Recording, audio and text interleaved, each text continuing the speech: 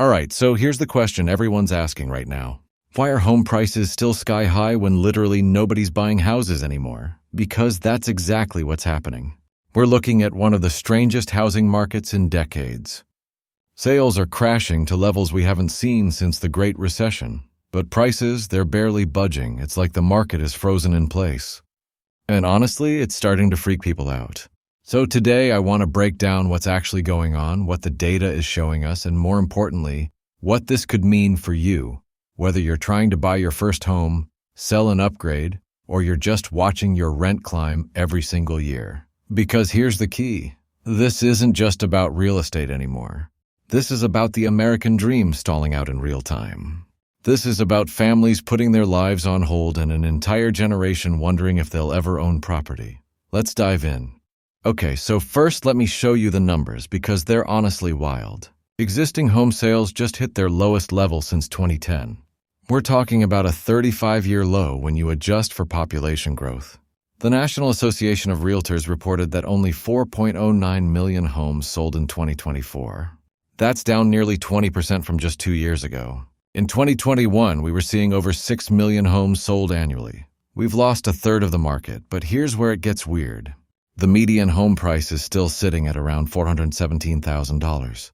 That's down maybe 3 to 4% from the peak, but nothing like what you'd expect when sales are collapsing this hard. Historically, when demand crashes, prices follow. Supply and demand, right? Economics 101. But not this time. Look at this. Lawrence Yun, the chief economist at NR, said in January *, "We have a tale of two markets. Builders are busy, but existing home sales are stuck in the mud due to the lock-in effect." The lock-in effect. Let me explain what that means because it's the entire reason we're in this mess. During the pandemic, mortgage rates dropped to historic lows, like 2.5% to 3.5%. Millions of people locked in those rates. Now rates are hovering between 6.5% and 7%. So if you bought a house in 2021 with a 3% mortgage, why on earth would you sell and buy a new house at 7%? Your monthly payment would literally double for the same price home. Let me give you real numbers. A $400,000 mortgage at 3% costs you about $16 to $86 a month. That same mortgage at 7%, you're paying $2,661. That's nearly $1,000 more every single month for the same house. So people aren't selling. They're holding on to those golden mortgages. Inventory is bone dry. And because there's no inventory, prices stay inflated even though demand is tanking. Now, let me make this real for you because the statistics don't tell the human story. Imagine you're a young couple, maybe late 20s, early 30s. You've been saving for a down payment for Chixley. You've sacrificed vacations, driven old cars, skipped the fancy dinners. You've got $50,000 saved up, which by the way is an insane accomplishment in this economy. But that same starter home that was $280,000 3 years ago, now it's $420,000. And your monthly payment at 7% interest is going to be around $3,200 a month. After you factor in property taxes and insurance, you'd need a household income of over $115,000. Just to qualify comfortably, the median household income in the U.S. about $75,000.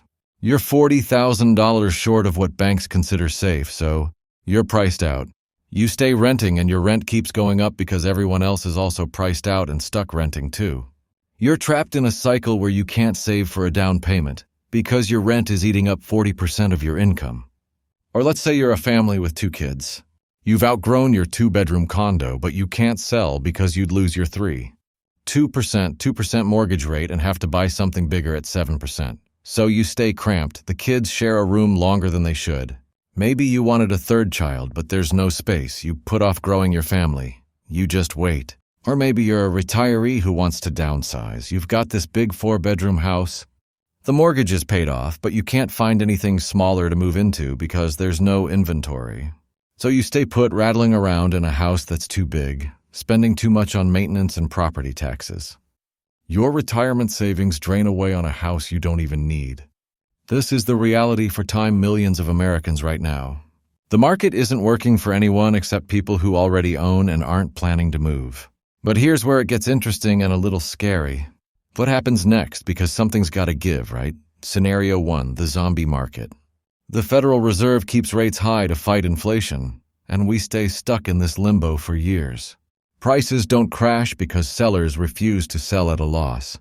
But prices also don't rise because nobody can afford to buy at these rates. We basically have a zombie housing market. Home ownership rates keep falling. An entire generation gets locked out.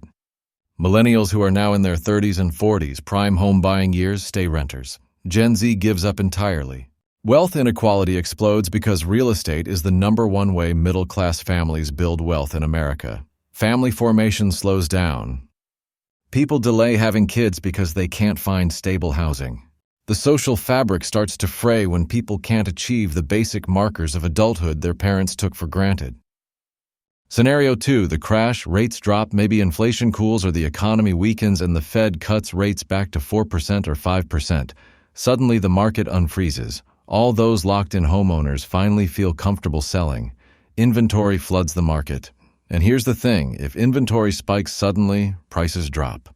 Maybe 15%, maybe 20%, potentially more. If you bought at the peak in 2022, you're underwater. You owe more than your house is worth.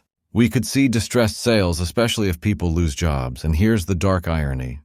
When prices finally do drop and become affordable, credit tightens. Banks get scared. They require bigger down payments, better credit scores. The people who need affordability the most still can't qualify. And you know who swoops in? Investors, hedge funds with billions in cash. They buy everything at a discount, turn them into rentals, and extract wealth from the same people who couldn't afford to buy. Scenario 3, the permanent crisis. This one keeps me up at night. Rates come down, inventory increases, but prices don't drop meaningfully. Why? Because we have a massive structural housing shortage. We're short roughly 4 to 7 million homes. We haven't built enough to keep up with population growth. Builders can't keep up. Local zoning laws make it nearly impossible to build affordable housing near jobs and good schools. Construction costs have skyrocketed. So even if more homes hit the market, pent-up demand is so insane that prices stay elevated. We end up in a permanent affordability crisis. Home ownership becomes a luxury good. And look at this. Some politicians are noticing. Senator Tina Smith from Minnesota said last year, "We have a housing crisis that is pricing out teachers, nurses, veterans, people who make our communities run. This is a national emergency." She's right. But where's the action? Where's the legislation that actually passes? Let me paint you a picture of what this looks like on the ground. There's a veteran, let's call him Marcus, who served 2 tours overseas. He comes home, works as an electrician, does everything right. He wants to buy a house for his family, his wife, his 2 daughters, just a normal 3-bedroom with a backyard. He's looking at homes in his area, and everything is $450,000 and up. His VA loan helps, but the monthly payment is still crushing.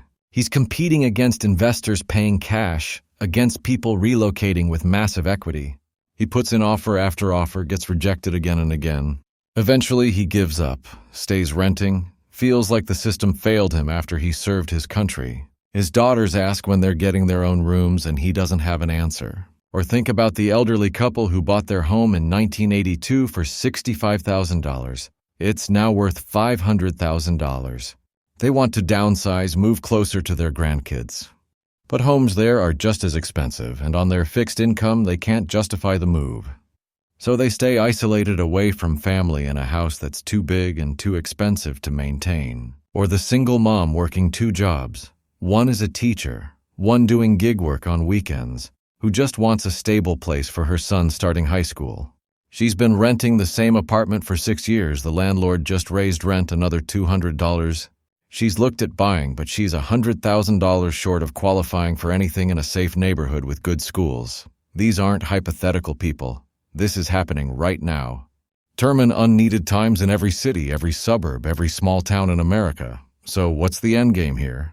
Because the longer this drags on, the worse it gets. We're watching an entire generation potentially become permanent renters. Home ownership was always the foundation of the American middle class.